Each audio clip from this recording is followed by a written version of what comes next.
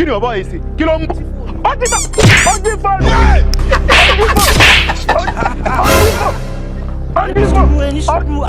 kilo ẹgbẹ́ ìwé dúró bàbá ìrọ̀ jí fóònù sá bàbá jí fóònù kí ló ṣe ẹ̀gbọ́n bàbá yìí jí fóònù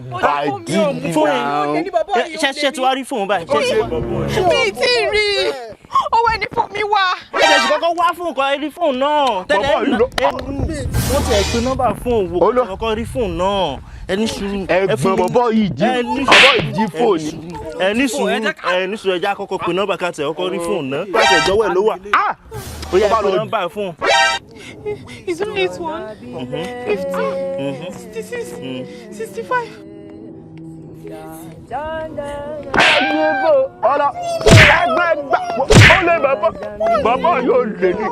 ẹni sùúrù mo ní kẹ́ ẹni sùúrù a máa mọ ibi tí fóònù wà ń sìn ẹni sùúrù ẹ dákẹ́. tí fóònù yẹn bá lọ wà lọ wẹ̀ tí fóònù yẹn bá lọ wà lọ wẹ̀. àní mi ò jí fóònù. tí fóònù yẹn bá lọ wà ó ti dùn. bíbá ló ti ń rìn. níbo. bíbá ni fóònù ti ń rìn. ṣé fún ní pé bọ̀bọ̀ yìí ló jalè. They have left you behind. Ayọ̀jú náà kó bá mi.